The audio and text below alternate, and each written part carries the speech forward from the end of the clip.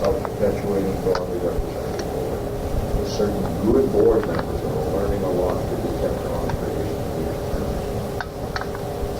and try out new areas, like break in and get the meat cutter, auto plant yet, an auto executive, UAW yet. What are the disadvantages? MD input might be lacking, might affect productivity. Now, let's go beyond a community to another model.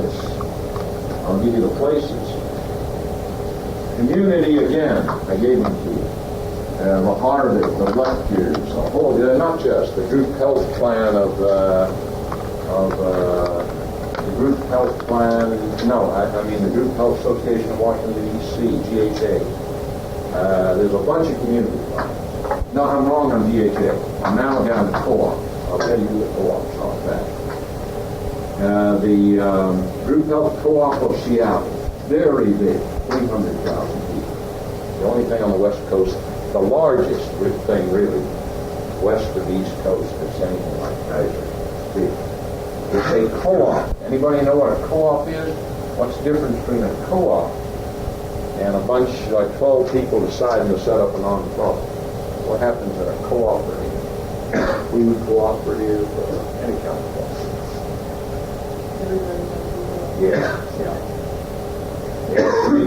Everyone who enrolls is a member. And that means annually they elect the board.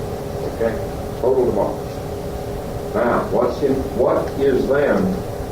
So you got the Group Health Cooperative, you got the Group Health Plan of St. Paul, you got the Group Health Association of D.C., of all co-ops. Okay?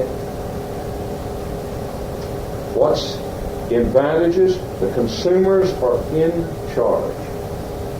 It's 100% responsive. In other words, they're knowing right now they don't like the waiting time, they don't like Dr. So-and-so. So-and-so doesn't speak English good. You find the kind of things that, a colleague might overlook or something, they're sounding off fast, okay? Well, we better get out into Northern Virginia, out of D.C., okay? People are out in Northern Virginia and parts of Maryland. They're hearing all the time. And above all, the money saved, they're going to insist goes to premium reduction. The docs and the staff will have to persuade them that they need more social workers and these kind of things.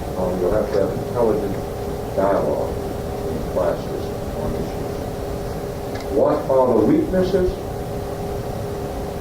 You can have a lack of elected board continuity. You can have a bunch of people show up angry at a board meeting and dump the previous leadership. Just like happens in a local union or anything. Neighborhood organizations, except you are in charge of what? Buildings. You're in charge of, staffs. I mean, you've got to keep going. Take it to lose continuity. You could have MD hostility in order to that board. Say a committee of 3 doctors or the medical director, executive director, 2 MDs are attending board meetings and listening to a lot of consumer hostility voiced. Where is an example of this? This. In D.C., you got the only local union of MDs. When the board got notorious enough, the MDs, when they were ordered around too much about productivity, simply went out and formed the only local union we know of. Went down affiliated with the FOCL, all MDs. And the first and the most important thing is not salary. Salary's the least important. I don't think they even changed salaries. Didn't even change printer values. You'll never guess. Want to make a guess what the first thing they changed was? Workload. They don't have to see more than so many per hour. They don't have to be there more than so many per day. The limit productivity. We're almost done now. This is the fastest part. For-profit healthcare corporations. This is the last one. I'm changing it all because the books don't have a lot of this, okay? This is the baby that's growing. This the statistics can't keep up with. For-profit healthcare corporations. Humana. Healthcare, health plans champagne. A whole bunch of them. What are the advantages? They bring capital infusion. Absolutely essential that if you're sitting there with one in town and you need 3 suburban ones, and you could break through that some of the most beautiful nonprofits in the country, if they just could borrow a few $1 million, could break out and run their enrollment up like Seattle did, from 30,000 to 90,000. They can't do it. They don't have the capital. They bring it back. They come right in. That's all right. We'll take it over. We'll do it. So that you end up with a remarkable thing that they have nonprofit subsidiaries that they're going to end directly as soon as they use up all the federal funds, get rid of the federal loans, gets everything, so, and they move to take them over. Secondly, professional management. It's like Hospital Corporation of America. They're loaded with their own managers, their own clinic administrators, their own fiscal people, their own accountants, their own lawyers. So you have economies of scope and of scale. One of these places has proven what we all know. One manager handles 4 HMOs. It's just a circuit driver like the Methodist Ministry. And the old nonprofits get one on each, administrator in each one. They'll run themselves pretty well. He keeps an eye on it all, talks about long distance, he moves it like some enterprise, okay? Disadvantages. They're very serious. They can be disinterested.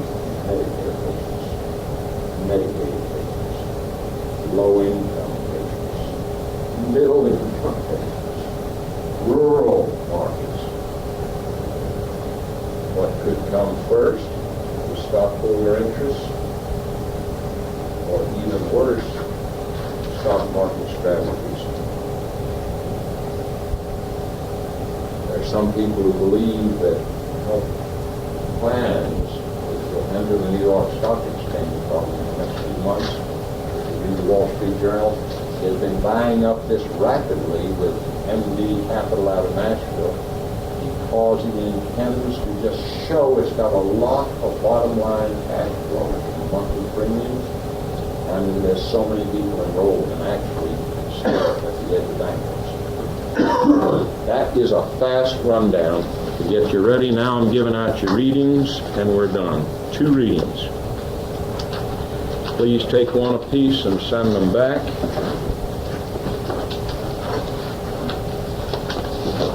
This is IPAs reprinted from Medical Economics.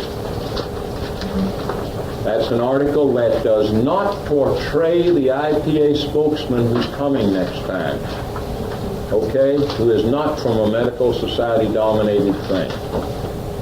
And this other, is that extra? Thank you. I'm sending out now, it's a 2-sided long one, which has some very current. You see the other stuff showed you 6.8 million. This shows you as of the end of last year in December, 10.8 million as the year ended. It shows you some satisfaction, and I picked up some things out of Romer from then on to show you the categories. Everybody got one of each? Did you want to get one for? I'll get you one of all of these, and you need one of the others, right? That we gave out earlier for her.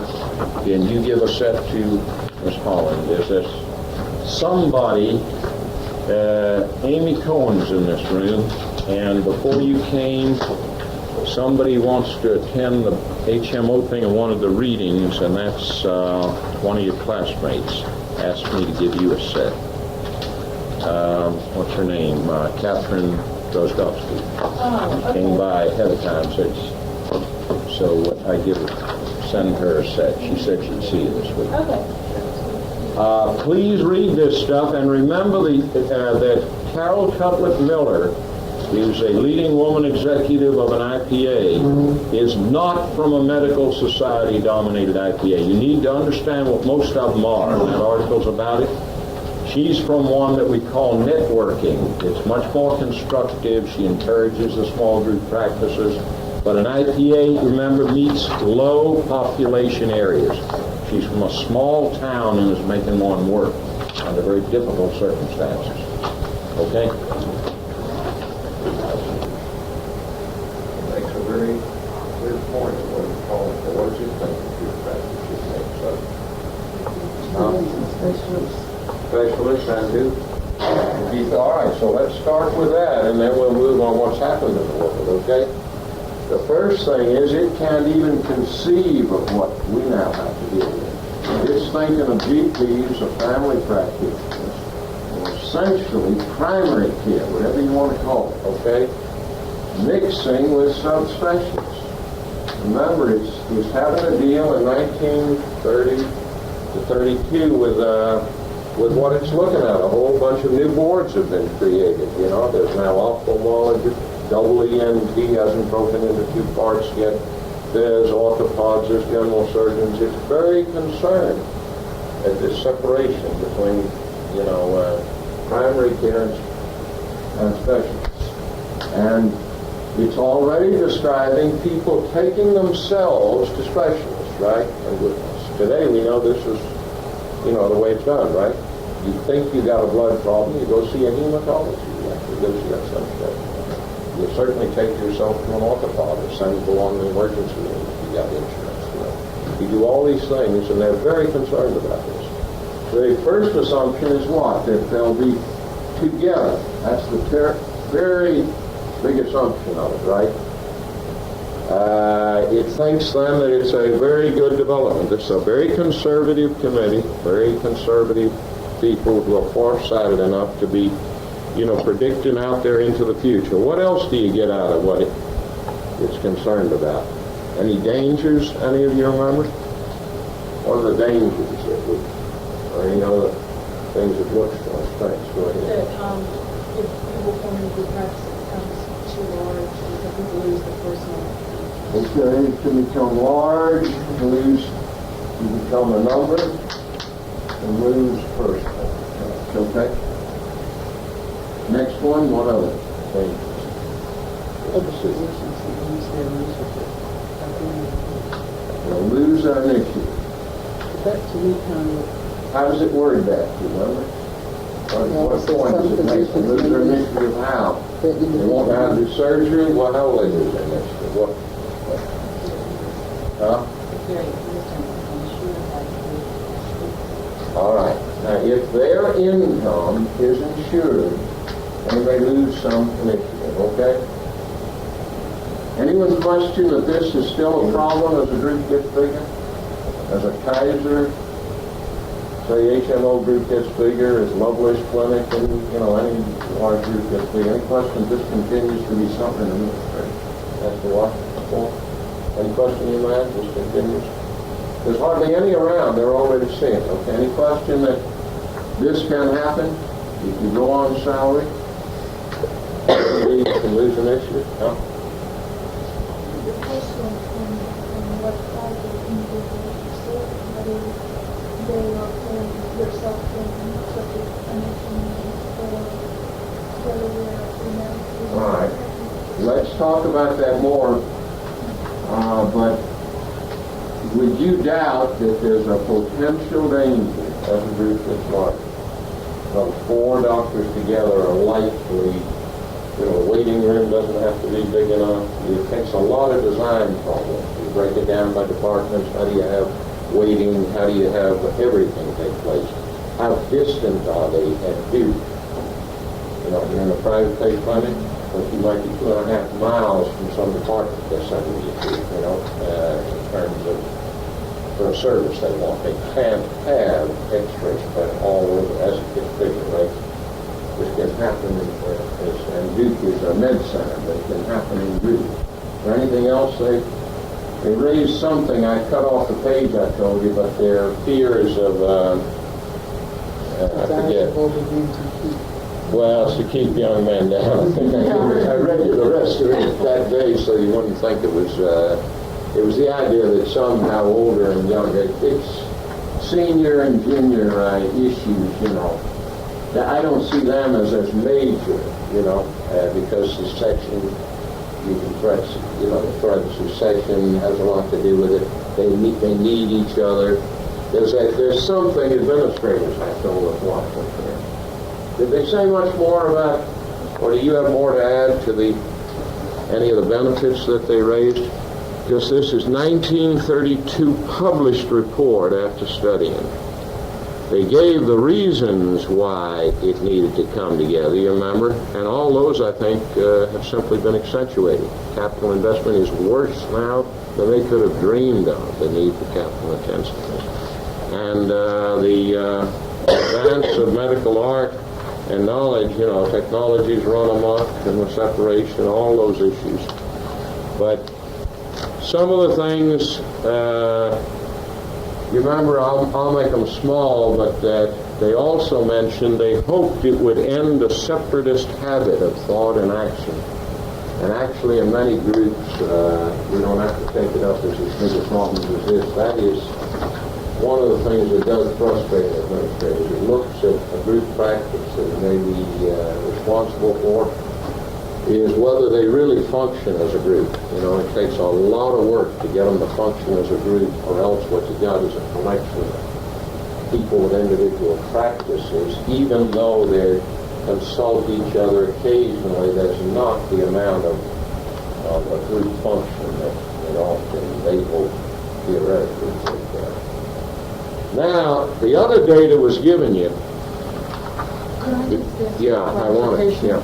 On number 2, is it a fact that if people do practice in a group setting, is that documented? Well, I think we need to talk about that, and tell me your views. Huh? There are some systems that exist in North America Yeah. where that would simply be the case. I think too that if you're talking about, to me, those two issues kind of contrast each other, because if you're talking about a setup where people are to work cooperatively, they're supposed to come to consensus on certain types of issues. Say, you're going to have, if you're going to have a process where there's a group kind of control, a person has to, I guess, channel their goals and objectives based on what the group is considering appropriate. And if he loses his initiative, he hasn't become a part of that group from the beginning. Does that make sense? Well, I think, If a doctor loses his initiative, then he wasn't a true part of that group. He was working with the group, but he was really still a little independent practitioner just in a building with a group of other people. He never took on that group mentality. that may be true, but that you may have a bit of idealism in presenting what really happens. I think that there's no group going that doesn't have a problem of having salaried doctors, and finding they're surrounded, they're an island in a sea of fee-for-service related income doctors, and that impacts on you, you know what I mean? To the extent that they are a public health doctor, they're a military doctor. Think of all the salaried doctors. Think of some more, that are like that. To the extent they are totally isolated. For instance, a military doctor can't hold full membership in a medical society. See, a lot of these are by categorical, denied things. They, by their very isolation, are not as subject as going into the same hospital in the morning, being part of a group of pioneering 7 doctors and a group of 70 on a hospital staff, you see. Do you think maybe part of the problem is a result of them not having clear-cut objectives for being groups other than for the tax breaks? Now I think that what they have in mind in joining a group and what the group's goals are maybe two different things. Why might a doctor join a group? He doesn't have the money to start practicing. All right, well, let's take the reason the doctor might join a group. One, he's in debt, he lacks capital to start his own practice, to start a group. Okay? Start a school. Or start anything. Okay, much. So what you're joining a group, we're talking now about a salary-based group. Doesn't have to be solely so. Go ahead. Better hours. Okay, very good. Black capital, he wants better hours, more time with his family. Meaning what? It's the way they cover at night, cover all these kinds of things. What other reason kind of about What about prestige of the group itself? Yeah, that began, it would exist, right. There are people who go to Mayo, there are people who go and stay for many years at a place that's terribly prestigious. Just as people stay in a major university medicine at very low salary. And because it is the place to be and later jump out on, The symbiotic relationship, the group provides content for him and he provides content for the group. Yeah, there's no question. He's bringing his skills, his professional skills to the group, and I'm trying to get the motivations. Let's stay with his motivations a moment, then we'll go back over there a minute and try to say, what did the group really want to do in the community? A comprehensive, community-oriented, say, practice. Compared, and notice the dilemmas that are going to occur. He has a lack of capital driving him. He wants better hours. What else might he want that the group offers? Well, and fringe benefits. Okay? I'll be good. Let's be very careful. Remember, these are all very practical things for this individual. If you don't understand what, like a blue-collar worker wants, or what a white-collar worker wants, or what a doctor wants, then, as a teacher administrator or a person who's going to have to be responsible, you're not going to understand where they're coming from. This one right here alone is going to, in my experience, be the biggest single thing. This one is number 2-1, and it's going to lead to the greatest contradiction with what the group provides. What do you think a good group might be after? What are if they had adopted goals through a board, through even their medical director recruitment? In other words, they're sitting there at dinner and he's being recruited, he's being recruited, it's going to dialogue is going on. They're maybe talking past each other, What might the medical director, Ms. Holland, be saying, what does the group want? What is it trying to provide? Comprehensive care. Trying to provide comprehensive care, and so they're showing him the niche in which he fits in, right? What kind of comprehensive care? Would you relate it, especially if it's primary care-oriented thing? I mean, it's one thing if he's an EMT man fitting into this thing, right? And that takes quite a lot inside a group.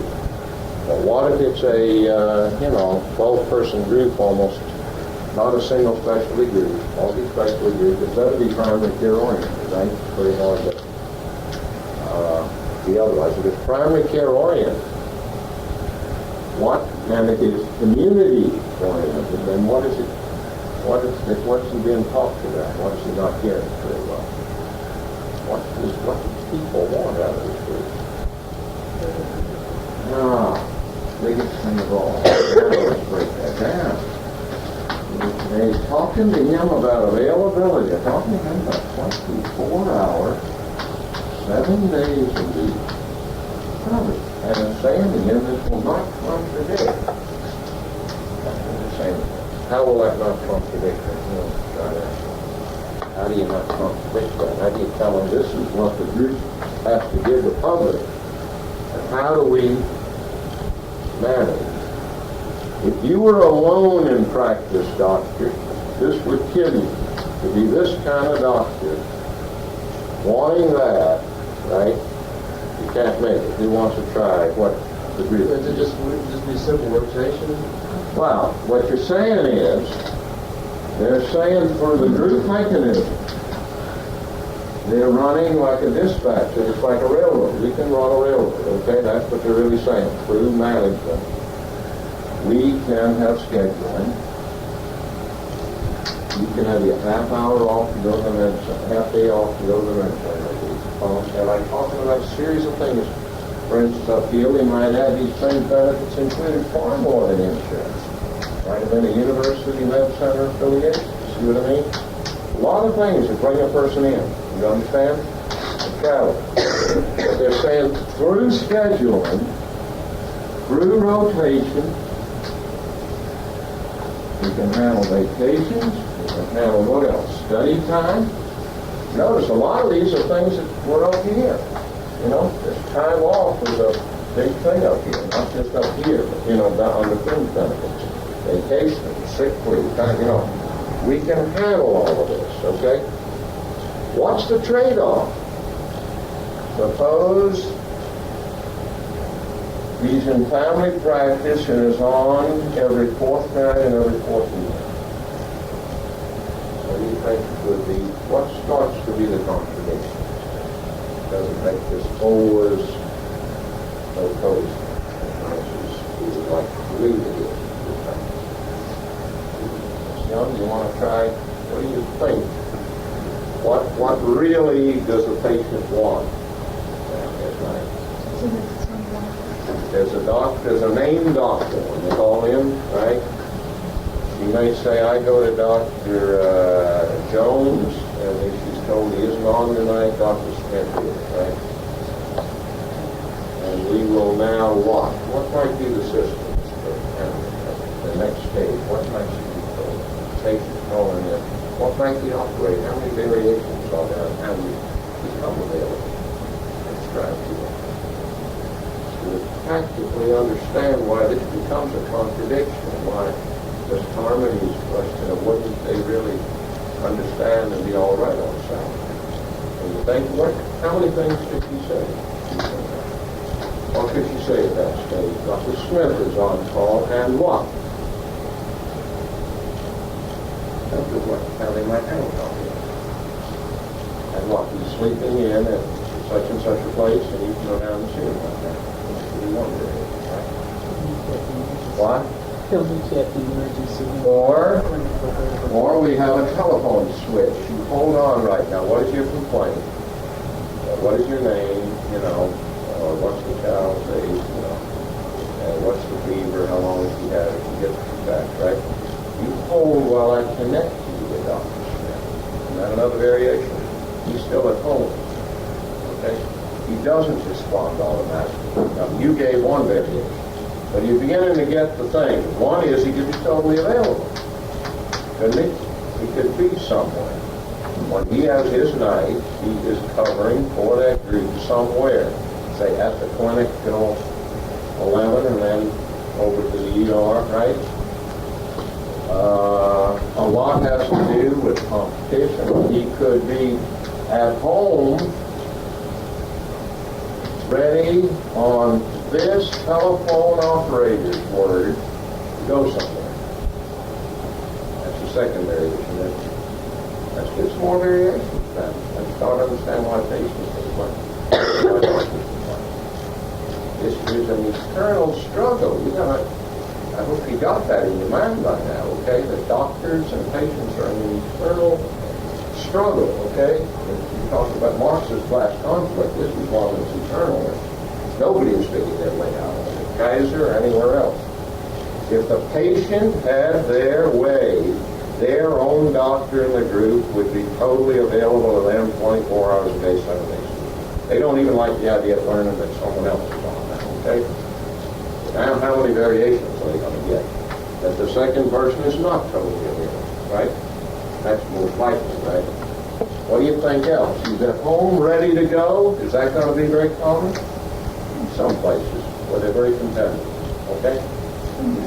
He's ready to go on the operators, right? The answering person for you.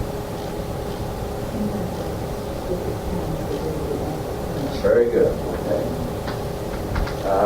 He's at home. Watch now, you're protecting his. Remember the two parts of the gamble? You're protecting him. The trade-off. He's at home, and he's got certain times. Now, this can be done in a well-run show. In other words, they're bunching them for him. The clinic is closed at 5 or 5:30, and he's got the call till morning. How can that be done? He will go somewhere, say to the clinic from 7 to 8. So the call's up to them, right? And then he might return to the clinic from 10:30 to 11, okay? Sometimes not 2 times, right? Say it's a Sunday now.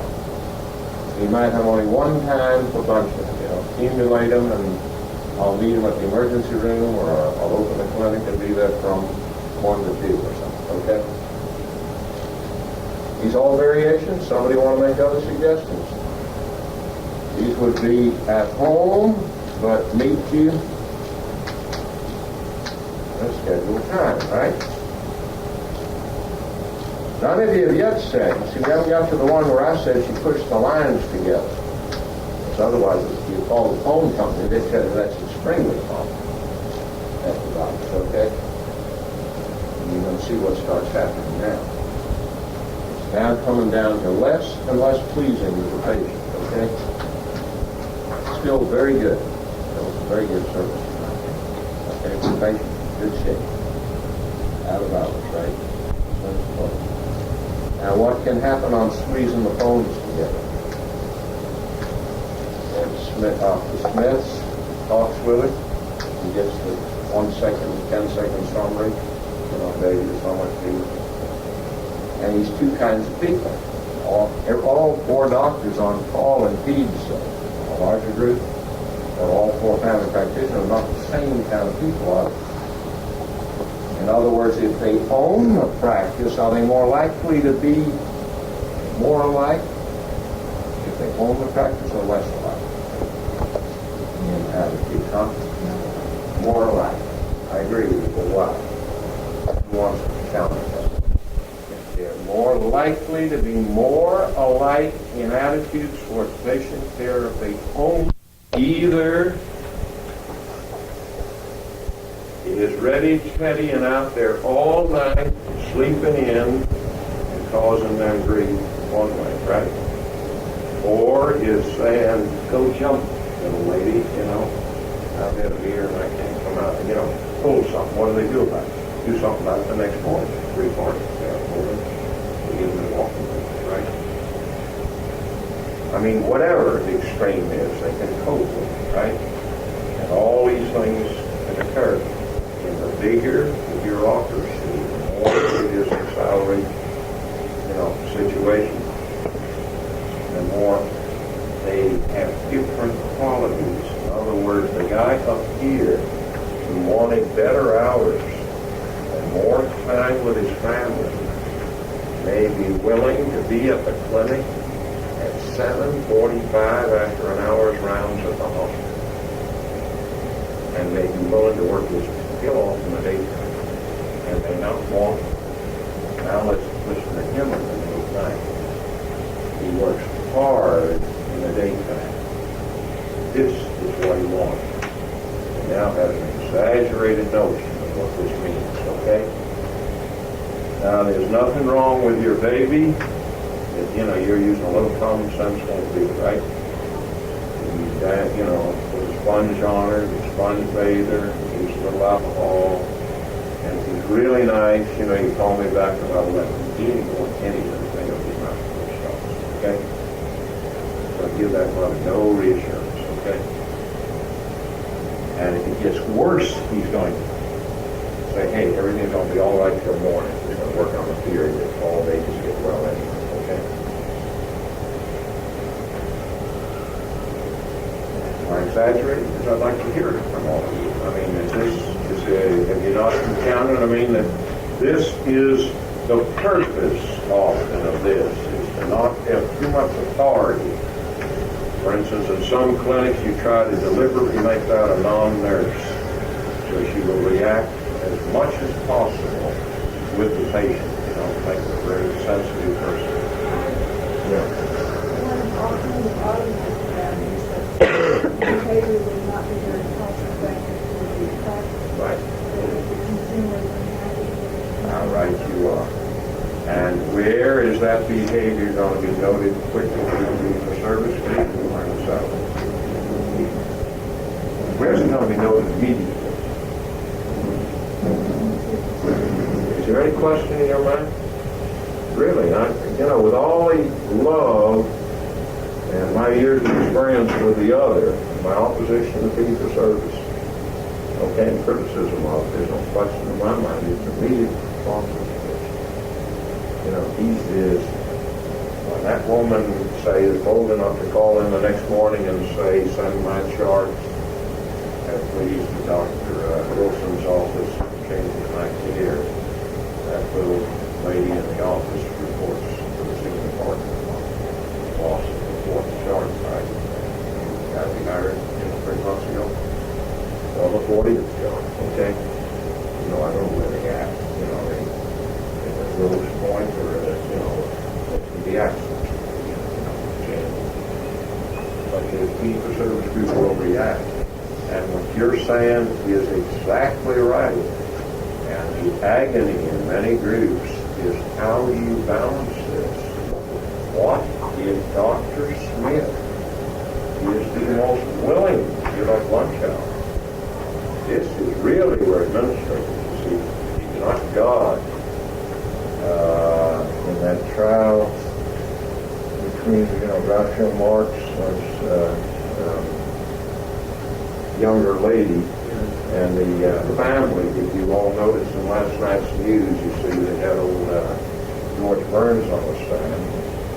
The other attorneys said, am I dealing with God? He said, no, I only put God to pay. And then the guy, his testimony is to their relationship, because he, observed it. If we're none of us God, but an administrator often is presiding over, without being God, terrible dilemmas in this area, okay?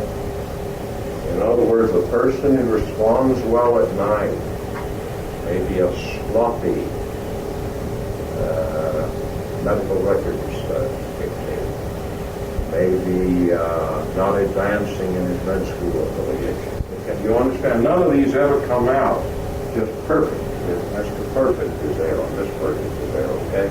These are more apt to be contradictions of dilemmas, of how, in fact, I'd like you to tell me, what effective ways are there to call this in a salary group's attention? Yeah, how would you do that now?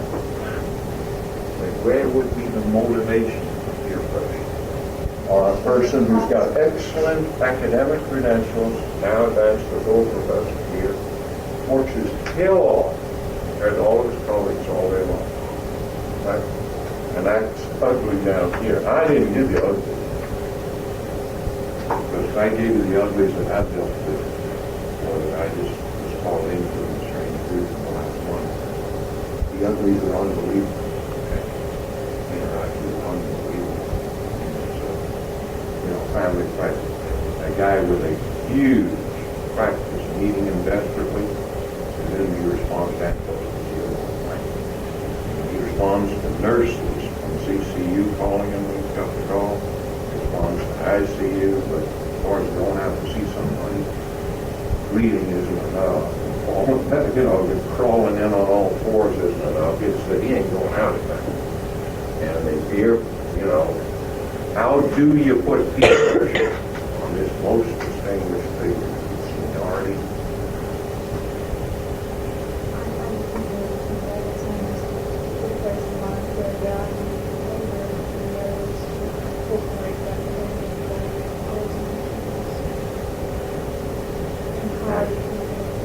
How about adding a third thing? Maybe dollar and cents. They have to compromise with one. More and more principled groups are finding it impossible to remain just salary. There must be some bonus reward system. The world we live in is just full of in which they will, on a salary alone, on a principal basis alone, react. They'll remain salary. They want this security. Some of you said this earlier. They don't want to go fee for service. They don't want to go solo. They love the group. They love the quality of the group. Things they're feared they'll lose being out there in beach service alone.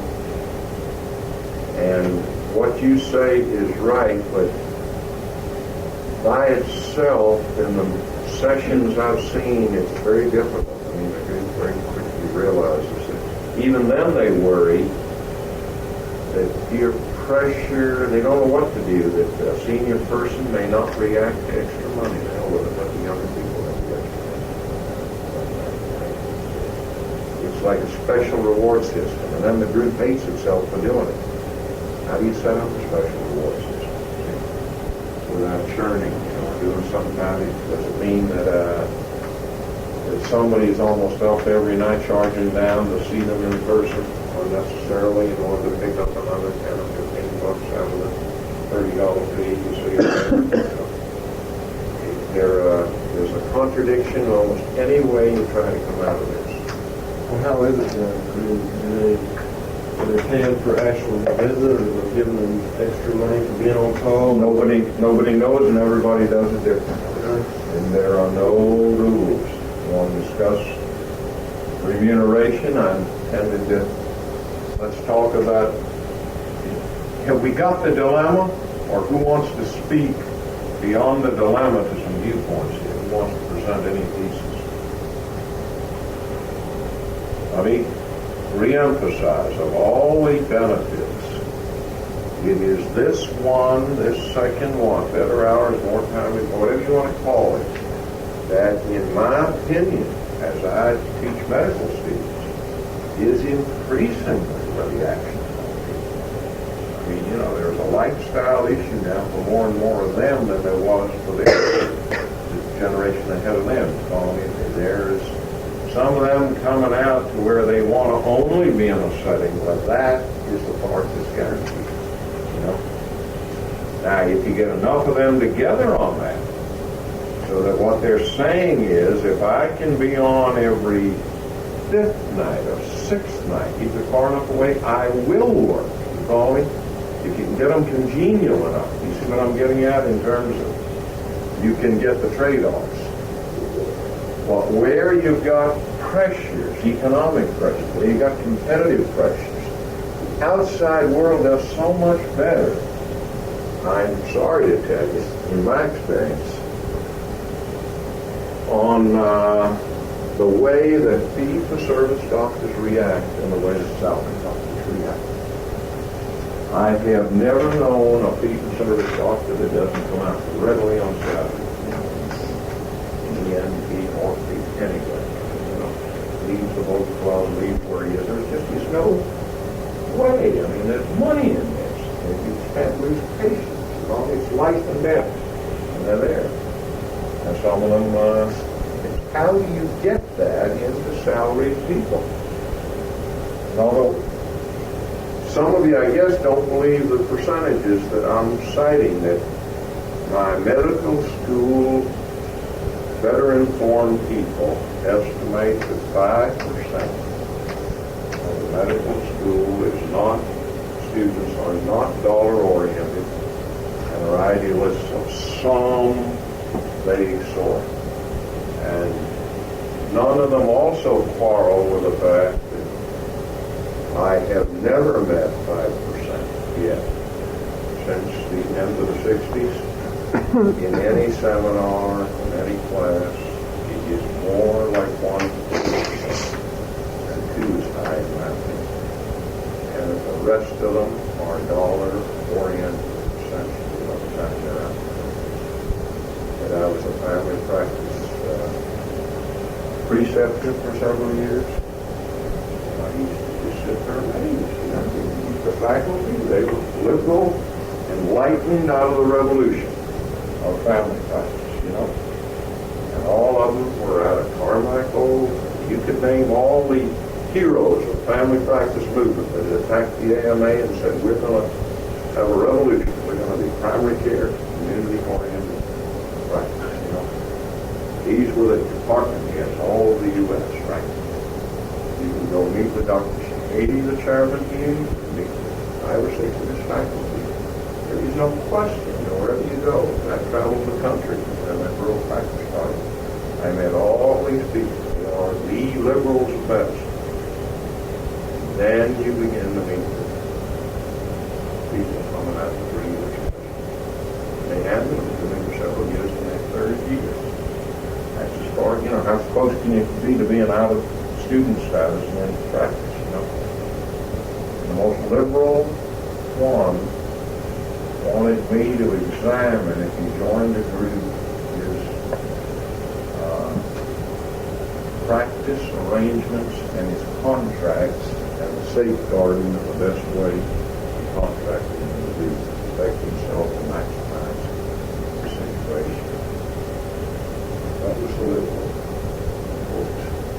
Every other one wanted me to teach him how to renovate a darn building and make money on it while we use the historic section and turn it into an office. Floor plan. I was supposed to be their administrative precinct. Every other one had, what do you do when you're not only been in love with women, but you've really been in love with this guy for about 4 years. He's going to be one calling the life and now you get the third year and realize, he starts laying out not a homosexual thing, but just you're not going to make it. And you have to sit and digest that what they really are debating is business matters. I thought they really, for a moment, going to be debating some issues, in care or how they're going to cover at night. It's really down to how they're going to divide the money. And what if, the other guy's starting to say, what if I put 68% of the dollars in, are you willing to take out 32% of the dollars if we have the same over? It's beginning to be, you're having to show him his way out of that problem, okay? And that's the way all the others went. It would intrigue you only if you were, as I had to be, an administrative, figure who had to be absolutely versatile across the board. Just close your eyes to what they wanted to do with themselves, but there was no use debating with them. You were supposed to be in a leadership figure. They could look up to you and help them, whatever they want to do. Now, some of you, we're back at these numbers. If what Miss McAllister just said, suppose these people are right, it's 5%, I'm wrong, okay? Gone. Now, suppose you recruit, you let the other 95% go into these circumstances, and you recruit this 5%. Now, should you like these? You should, theoretically, right? But for several complications. These are not always residents coming out. Some of them are primary care people. Let's give you examples of the kind of recruiting I've done. And when I tell you this, it's based on having interviewed in depth 1,800 different doctors over the years, 4 different positions, okay? It's all kinds of motivations. What are you dealing with? Most of them are young, and most of them are coming out of residency or coming out of fellowship, coming out of something, okay? But there are some that have been out there. Now take pediatricians. Sometimes pediatricians have been out there alone or with a partner and have decided they need to get in a bigger group to get at least every third night, okay? Now they've got a driving motive to work less, and you don't know that. I certainly didn't know it when I started. It seemed to me that we were talking the same language. That's just what we got to do, doctor. Work less, And that isn't the way it works out. You see, some of these people, their main motive is not to help your goals and objectives. They simply are neutral in the goals and objectives. It's very difficult. I would love to have you, when we visit Jackson, you're going to see people who believe. The only thing I can tell you is, when you leave Jackson, please tell me the next stop you have in any direction in a circle of 75 or 100 miles, in which is any more believers, that believe in the community, that believe in delivering care to people, believe in being available, believe in being kind, believe in keeping thieves within, a decent range, believe in anything, okay? It's very serious business. Because within this 5% are some people with very serious issues leaning towards their own, their own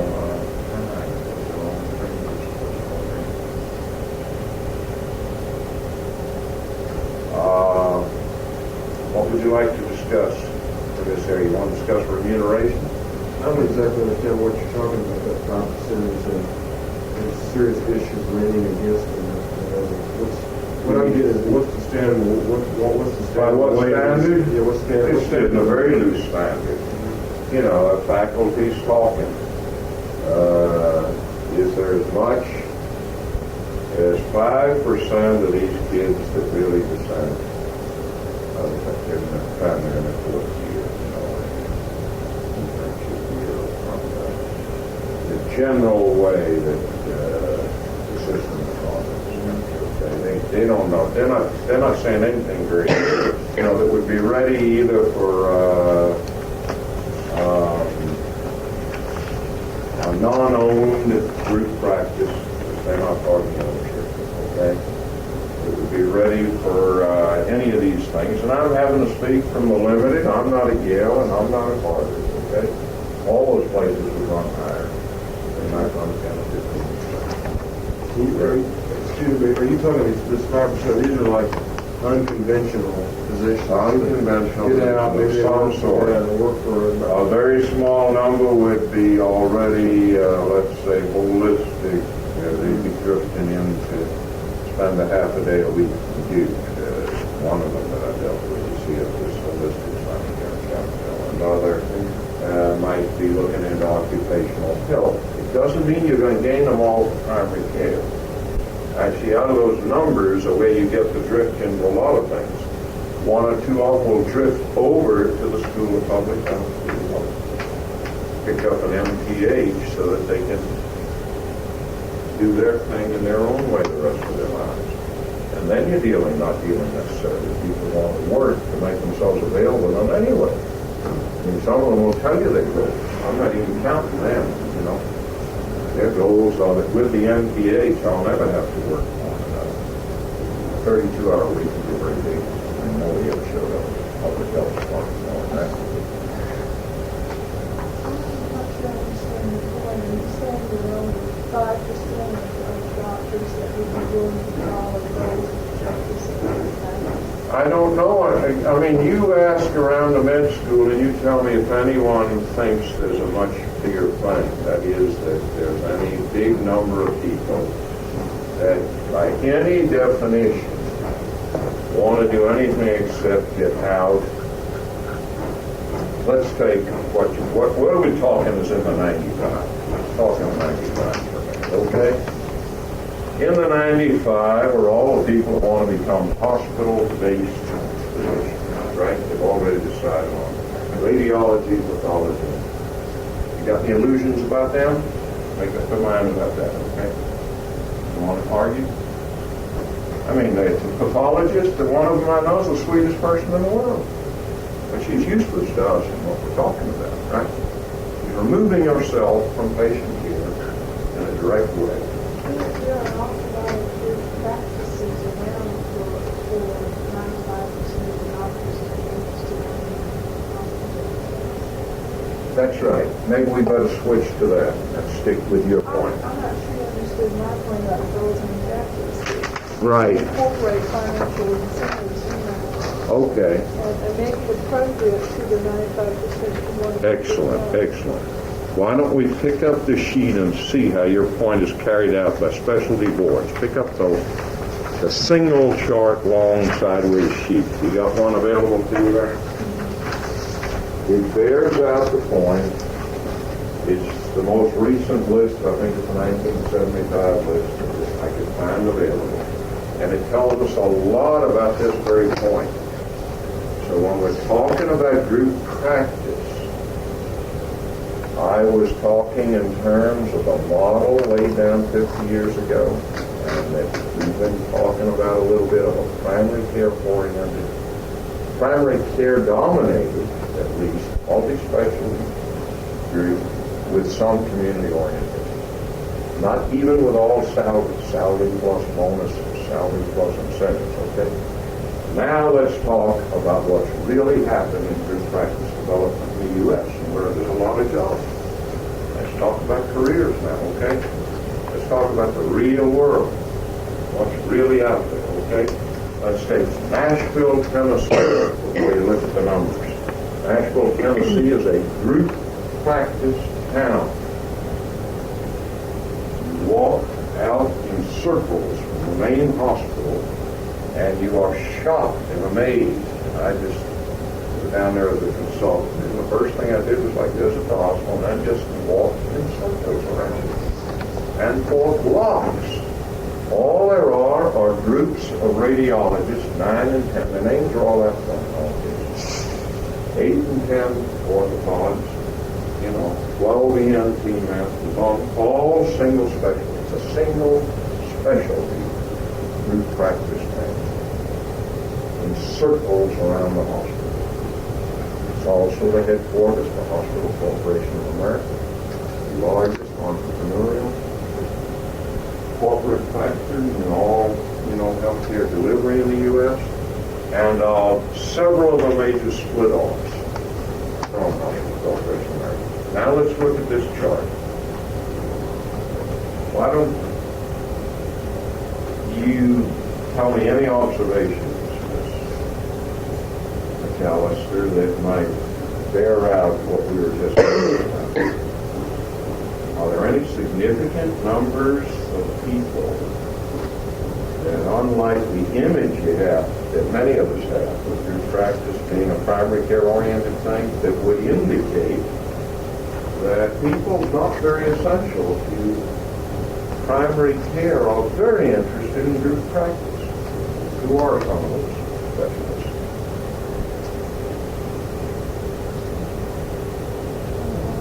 Call out one if you want. Anything in numbers tell you much there? Well, look at anesthesiology, the first one. A little less than, a little more than 1/3. Leave out interns and residents, right? Just about 1/3 of them are in group practice. Any guess as to what they're in? They'd be in mostly single specialty groups, right?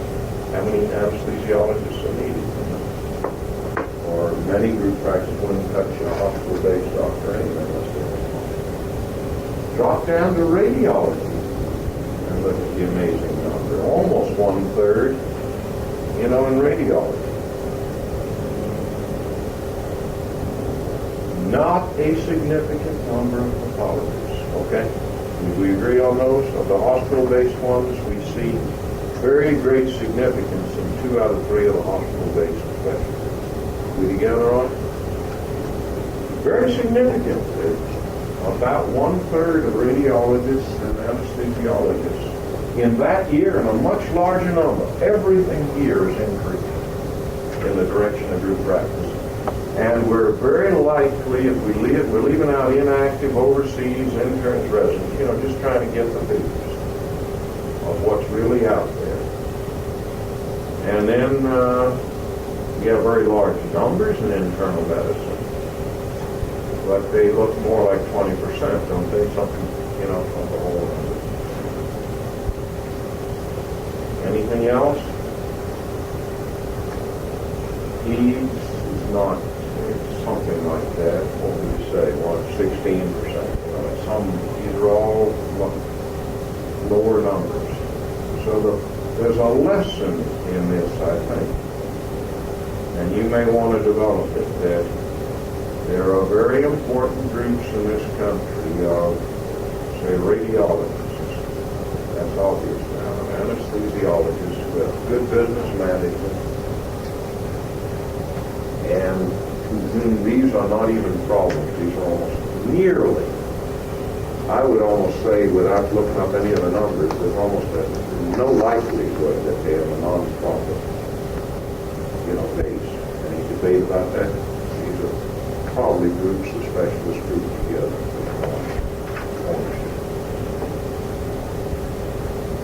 Why don't you develop now whatever you'd like to, question that you could develop around them owning the group, that the goals and objectives are clear, and someone who can form. There'd be no problem in a single specialty group. We agree? I'm trying to move it a little further away, that the administrator of a single specialty group has other problems. Can you imagine what some of those are, or would you like to talk about it? You want to get the range of problems administratively? You have other problems, but you don't have problems at motivating them to work, okay? They're self-motivated work machines because they create cash flow. They know exactly what they owe. Okay? And they know exactly what their standard of living is based on. But what kind of problems might an administrator have? That doctors are so high status and so individualistic that even when 5 of them have formed a partnership or a corporation, never as administrators, my experience when I've been asked to deal with the frustrations that occur, you never can quite, unless they're very orderly people, exceptional people, get away from the fact that you have 5 separate owners. In other words,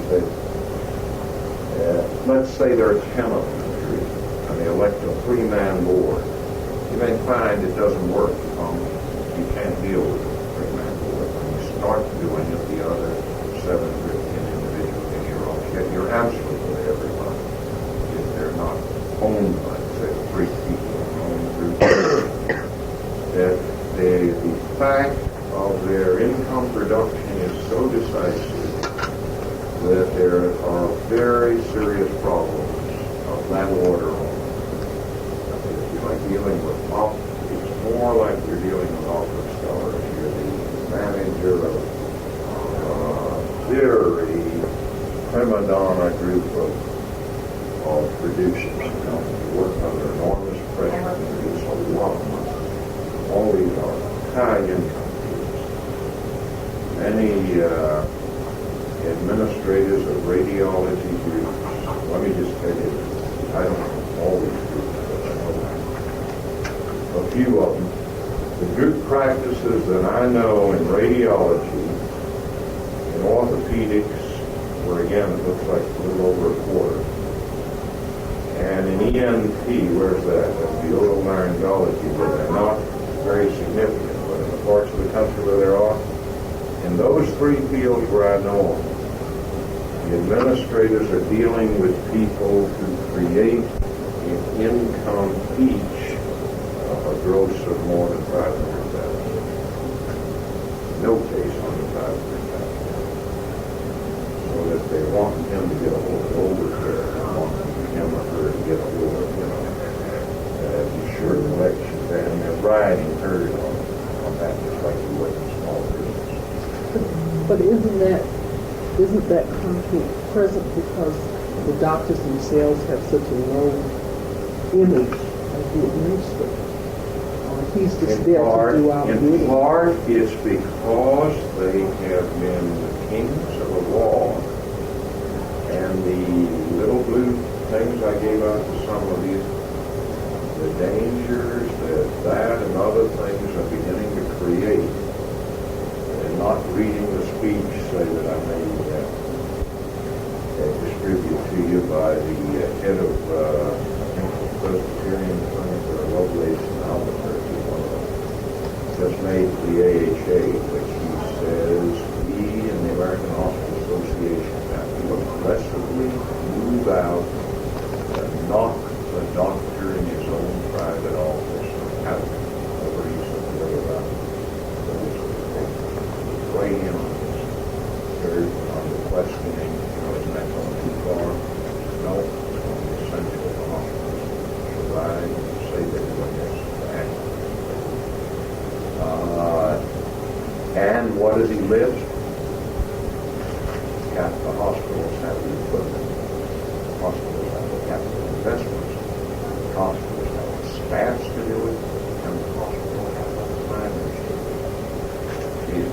It's only as doctors draw in the significance of that understand that unless even that 9-man, ENT group making $4.5 million, if they don't have an administrator they pay properly in the planning, yet they're going to be knocked out of the box.